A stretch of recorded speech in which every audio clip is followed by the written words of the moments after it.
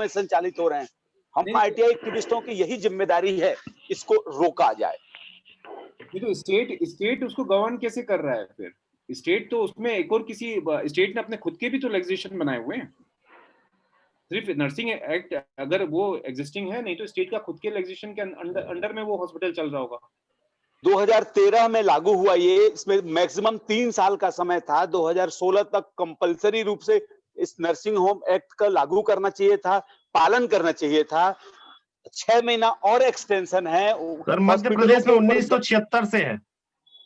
मध्य प्रदेश में 1976 से medical council, वो पहले क्लिनिकल इस्टेब्लिशमेंट एक्ट के नाम से था, फिर बाद में चेंज हुआ है 2002 में, फिर 2010 में और फिर 2013 में।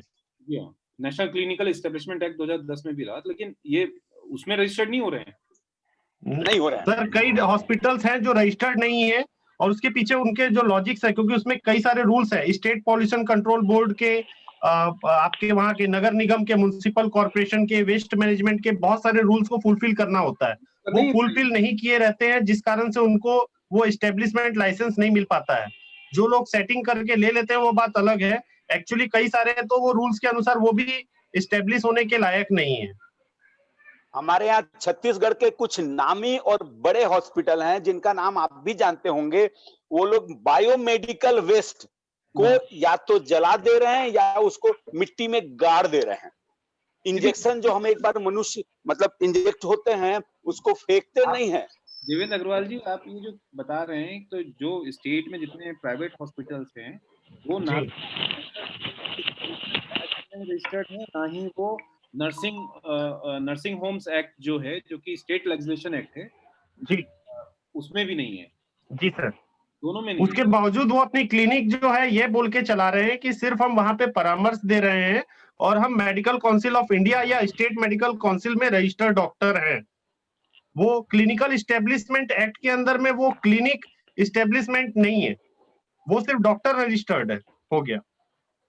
अच्छा, तो हॉस्पिटल कैसे रन कर रहे हैं फिर वो? अगर नेशनल वो जो रन कर ले रहे हैं वो सिर्फ इसलिए कर ले रहे हैं क्योंकि इस पर कोई एक्शन नहीं ले रहा है, कोई कंप्लेन नहीं कर रहा है। क्योंकि हमारे देश का दुर्भाग्य ये है कि जब तक कोई शिकायत नहीं होती है, जब तक कोई कार्रवाई शुरू नहीं होती है। हाँ, तो इसका बताइए, आप जरा लोगों को बताइए कि वो किस तरह से इसमें काम कर सकते हैं, क्या क्या चाहिए।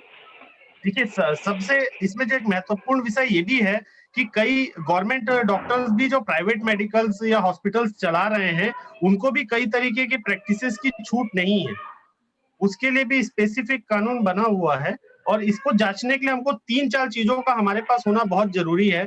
एक तो कि हमारे स्टेट में कितने रजिस्टर्ड डॉक्टर्स हैं, दूसरा किन किन डॉक्टरों ने जो स्टेट में रजिस्ट्रेशन लिया हुआ है और जो बाहर से आके प्रैक्टिस कर रहे हैं। क्योंकि एक रूल्स है, आप ये बोल दें कि सिर्फ मैं सेंट्रल में रजिस्टर्ड हूँ, एमसीआई में नहीं चलेगा, आपको स्टेट मेडिकल काउंसिल में भी रजिस्टर्ड होना पड़ेगा।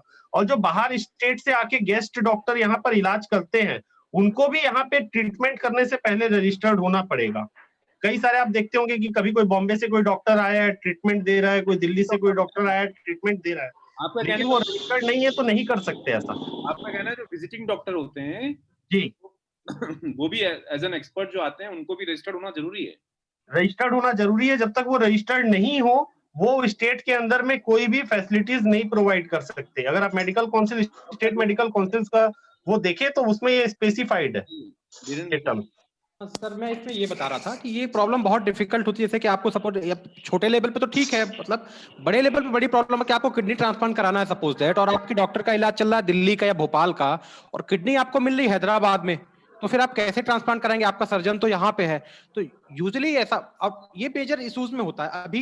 इसके लिए प्रोविजन है, इसके लिए प्रोविजन है कि आप सीएमएचओ को इस चीज के लिए बताएंगे, इन्फॉर्म करेंगे, ये रूल्स है। मैं बता दूं इसमें बेसिक थिंग इज दैट कि सर मैं डॉक्टर हूं, एमबीबीएस मैंने डिग्री कर लिया, और मेरा कॉलेज रिकॉग्नाइज कॉलेज है मेडिकल काउंसिल ऑफ इंडिया से, जो ये इंश्योर करता है कि जो यहाँ पे एजुकेशन दी रही है वो सर्टेन क्वालिटी की दी जा रही है, he is able to competent to deliver health services. इसका रिकॉग्निशन एमसीआई देती है। एमसीआई रिकॉग्नाइज कॉलेज से अगर मैंने डिग्री की तो मैं एमसीआई में मेरा रजिस्ट्रेशन हो गया, अब मैं क्वालिफाइड डॉक्टर हूं। अब मुझे प्रैक्टिस कहाँ पे करनी है? मैं अगर रीवा में प्रैक्टिस कर रहा हूँ या कहीं पे भी प्रैक्टिस कर रहा हूँ, तो मुझे वहां पे प्रैक्टिस करने के लिए रूल्स ये है कि मुझे स्टेट की काउंसिल में, ऐसे मैं रीवा का हूँ, मैंने अगर महाराष्ट्र में एमबीबीएस किया तो मेरे को वहां काउंसिल का तो मैं ऑलरेडी रजिस्टर्ड हो ही गया मेडिकल काउंसिल ऑफ महाराष्ट्र में। बट मैं अगर एमपी में आके प्रैक्टिस कर रहा हूँ या नौकरी कर रहा हूँ, तो मुझे यहाँ स्टेट में रजिस्ट्रेशन कराना पड़ेगा कि अगर मैं कुछ गलत कर दूं या मेरे ऊपर लिटिगेशंस लगे तो यहाँ की स्टेट काउंसिल इसको टैकल करे। ये तो हुआ मेडिकल काउंसिल ऑफ इंडिया का रेगुलेशंस। इसके अलावा स्टेट गवर्नमेंट अलग से रेगुलेट करती है ऐसे लोगों को जो प्राइवेट हॉस्पिटल्स और प्राइवेट प्रैक्टिस करते हैं। अगर मैं डॉक्टर हूं और मैं किसी भी गवर्नमेंट सेटअप से अलाइन नहीं हूं, किसी भी सरकारी संस्था में डॉक्टर नहीं हूं और मैं इंडिपेंडेंट प्राइवेट प्रैक्टिस कर रहा हूं, तो मुझे अपने लोकल सीएमएचओ को इन्फॉर्म करना पड़ेगा, रजिस्टर्ड कराना पड़ेगा इवन, कि मैं यहाँ पे बैठ रहा हूँ, ये मेरी क्लिनिक है, यहाँ पे किस किस प्रकार की सेवाएं मैं दे रहा हूँ, मैं कंसल्टेशन दे रहा हूँ, डे केयर रख रहा हूँ, या किस प्रकार की सेवाएं मैं डिलीवर कर रहा हूँ, ये मुझे बताना पड़ेगा। वहां पे कितने लोग हमारे यहाँ हैं, काम करने वाले लोग हैं, कितने हमारे पास इंस्ट्रूमेंट हैं और कितनी कितनी फीस है, ये मुझे पूरी चीजें सीएमएचओ को बतानी पड़ती हैं। उनके कुछ सेट नॉर्म्स है कि आपको क्लिनिक के लिए इतने बाय इतने का चैम्बर होना चाहिए, इतना वेटिंग एरिया होना चाहिए, इतना पानी की, ये सब सेट नॉर्म्स है। इसमें देवेंद्र अग्रवाल जी, और इसमें आप लोग जो बता रहे थे कि इसमें ये जब ये रजिस्टर्ड ही नहीं है, तो फिर ये अब ये जो डॉक्टर धीरेन्द्र मिश्रा जी बता रहे हैं कि सीएमएचओ में देना पड़ता है उनको, ये पहले भी उन्होंने बताया था कि सीएमएचओ के पास ये जानकारी होती है, वहां से प्राइवेट जो हॉस्पिटल्स हैं, क्लिनिक्स हैं, उनको रेगुलेट किया जाता है रेगुलेटिंग अथॉरिटी के रूप में। तो ये फिर आपके इसमें और तो कुछ मुझे लग रहा है कि जो रूल्स एग्जिस्ट कर रहे हैं उसमें कुछ नहीं आ रहे, वो लोग फॉलो नहीं कर रहे हैं रूल्स बेसिकली। सर वो फॉलो नहीं कर रहे हैं, और हमारे पास जो मेडिकल ऑफिसर्स हैं वो बहुत के कारण हम बहुत ज्यादा से जुड़ी हुई बहुत बड़ी जरूरत है। नहीं देवेंद्र अग्रवाल जी, इसमें मैं कह रहा हूँ कि ये विरोधाभासी जानकारी हो रही थी। आपने कहा कि दो चीजें हैं, एक तो जो एस्टेब्लिशमेंट एक्ट है, क्लिनिकल एस्टेब्लिशमेंट एक्ट, उसमें वो रजिस्टर्ड नहीं है। दूसरा जो राज्य का जो एक्ट है, नर्सिंग होम्स एक्ट, उसमें भी रजिस्टर्ड नहीं है। तो मैं ये मान के चल रहा था और हम सब ये मान के चल रहे थे कि निरंकुश है, इन पे कोई अंकुश ही नहीं है, लेकिन वैसा नहीं है। मतलब ये रूल्स हैं जिसमें सीएमएचओ के इसमें ये इनको अपनी जानकारी देनी पड़ती है, तो वो बस फुलफिल नहीं हो रहा है सर रूल, वो अलग बात है। लेट्स टॉक अबाउट रूल्स जो एग्जिस्ट कर रहे हैं, क्योंकि उसी के आप जो रूल्स हैं उसी में आप उनको पकड़ेंगे, कर सकते हैं, उन्हीं रूल्स के साथ जा सकते हैं। वो रूल्स क्या है बेसिकली, ये हमें जानना जरूरी है। और वो सीएमएचओ का जो कंट्रोल करते हैं, वो अंडर वो कौन से एक्ट के तहत कंट्रोल करते हैं, सीएमएचओ जो कंट्रोल करते हैं? वो सर ये क्लिनिकल एस्टेब्लिशमेंट एक्ट वही है, नर्सिंग होम एक्ट इसको बोलते हैं मध्य प्रदेश में। मध्य प्रदेश दैट मींस कि नर्सिंग होम एक्ट लागू है। हाँ लागू है सर मध्य प्रदेश। अब इसमें यह है कि जो विजिटिंग डॉक्टर्स हैं, कई बार आपने देखा होगा विजिटिंग डॉक्टर्स हैं, आप भोपाल में हैं, लोग बाहर से आ रहे हैं, तो वो जिस हॉस्पिटल में बैठ रहे हैं उस अस्पताल वाले को दिखाना पड़ता है कि हमारे यहाँ फलाने फलाने डॉक्टर विजिटिंग डॉक्टर्स हैं। इट्स नीड नॉट कि उन डॉक्टर्स को रजिस्टर नहीं कराना पड़ेगा, बट वो जिस नर्सिंग होम में विजिट कर रहे हैं उसको बताना पड़ेगा कि हमारे यहाँ ये डॉक्टर्स विजिटिंग डॉक्टर्स हैं। इस टाइप से चीजें देनी पड़ती हैं। और सर्जरी के केस में अगर सर्जरी कर रहे हैं, कोई बाहर से आकर डॉक्टर सर्जरी कर रहा है, उसमें डेफिनेटली उसको इन्फॉर्म करना पड़ेगा कि ये सर्जरी मैं यहाँ पे कर रहा हूँ, और अगर वो स्टेट काउंसिल में रजिस्टर्ड है तो ही वो सर्जरी परफॉर्म कर सकता है वहां पे विजिटिंग डॉक्टर। बट कंसल्टेशन के लिए दैट्स इनफ कि वो अगर सीएमएचओ में इन्फॉर्म कर दिया है हॉस्पिटल ने तो दैट्स इनफ। ठीक बोल रहे हैं सर। इसमें एक पॉइंट मैं और जोड़ना चाहूंगा, बहुत इंपॉर्टेंट है हेल्थ इश्यूज के लिए, जैसे हेल्थ फॉर ऑल, ये एक यूएन चार्टर्ड का गाइड वो है कि आपको सभी लोगों को हेल्थ फैसिलिटीज प्रोवाइड करानी है, अफोर्डेबल हेल्थ प्रोवाइड करानी है। इट नॉट लाइक कि आप बहुत महंगी हेल्थ सुविधाएं प्रोवाइड कराएं। ये यूएन चार्टर्ड है, गवर्नमेंट ऑफ इंडिया उसकी सिग्नेचरी है, तो इसको थोड़े टाइम में अडॉप्ट कर लिया जाएगा। जैसे कि इंडिया एक यूएनसीआरपीडी का सिग्नेचरी है, तो डिसेबल्ड लोगों के लिए तो इन्होंने 2 नए एक्ट पास किए, आपके डिसेबिलिटी एक्ट पास किए, और ये तो उसमें अमेंडमेंट करके किया। इसी तरीके से हेल्थ फॉर ऑल है, हेल्थ फॉर ऑल, इसको government of India step by step में कर रही है। तो जो एक मेजर स्टेप है उसने आयुष्मान भारत योजना जो लागू की है, उसमें ऑलमोस्ट उन्होंने 10 करोड़ परिवारों को, तो अप्रोक्सीमेटली फिगर जाता है 50 करोड़ के आसपास, तो मतलब ऑलमोस्ट आपकी 40% आबादी कवर है। और जैसे मध्य प्रदेश और छत्तीसगढ़ और जो और ट्राइबल मतलब जो रूरल पॉपुलेशन वाले एरियाज हैं, तो यहाँ पे अप्रोक्सीमेटली 70% आबादी इस इंश्योरेंस स्कीम के तहत कवर्ड है। और ये अगर आपका आयुष्मान कार्ड आपके पास है, आप योजना के बेनिफिशियरी हैं, तो आप गवर्नमेंट और प्राइवेट जहां चाहें वहां पे आप इलाज करा सकते हैं, बशर्ते वो अस्पताल आयुष्मान योजना में इनपैनलमेंट होना चाहिए, उसका इनपैनलमेंट हो। मोस्टली प्राइवेट अस्पताल, जितने भी बड़े प्राइवेट अस्पताल है, सब इनपैनल्ड हैं, ठीक है। अब यहाँ पे लोग क्या होता है कि मुझे अगर अपेंडिसाइटिस का ऑपरेशन कराना है तो मैं गवर्नमेंट में भी जा सकता हूँ, प्राइवेट में भी जा सकता हूँ। अगर हमारे यहाँ प्राइवेट अस्पताल खुला है, मेदांता खुला है, बड़े नामी अस्पताल खुले हैं और वहां पे आयुष्मान योजना में वो इनपैनल्ड हैं, तो मैं वहां पे जाके अपना इलाज करा सकता हूं और वो मुझे मना नहीं कर सकते कि मैं आपको ये इलाज नहीं करूंगा। पहली बात। दूसरी बात, इसमें प्रॉब्लम बेसिकली यहाँ पे आ रही कि उसमें पैकेज में जो रेट्स हैं वो काफी कम है, मार्केट रेट से काफी कम है। लाइक कि अगर आपको सिंपल अगर अपेंडिसाइटिस का ऑपरेशन कराना है तो आप छोटे नर्सिंग होम में जाएंगे तो 10,000 में हो जाएगा, और वही आप बड़े मेदांता में जाएंगे तो हो सकता है आपको 60,000 रुपए वहां का बिल बन जाए, depending upon bed category and out of things that. But Ayushman योजना में उसके चार्जेस फिक्स हैं कि आपको इतना रुपया ही दिया जाएगा। तो प्राइवेट हॉस्पिटल्स कई बार इसमें करते क्या है कि वो आपका एडमिट कर लिया, आपका इलाज कर दिए, लेकिन आपसे कुछ एक्स्ट्रा पैसे भी डिमांड करते हैं। 20,000 रुपए तो उनको योजना से मिल गए और समथिंग आपसे वो एक्स्ट्रा भी थोड़ा बहुत डिमांड करते हैं। तो ये भी एक बड़ा इशूज है, तो कई लोग कंप्लेंट्स कर रहे हैं इसमें। तो इसमें मैं यही कहूंगा कि अगर कहीं पे भी ऐसा इसमें कई बार सर ये भी होता है कि इलाज कुछ और बताया जाता है और इलाज कुछ और किया जाता है उससे मिलते जुलते कैटेगरी का, जो उससे हायर रेट का वैल्यू देता हो। ये बिल्कुल बिल्कुल ऐसा हो सकता है, और ये पेशेंट नहीं समझ पाएगा कि उसको किस कैटेगरी के लिए ब्लॉक किया गया है।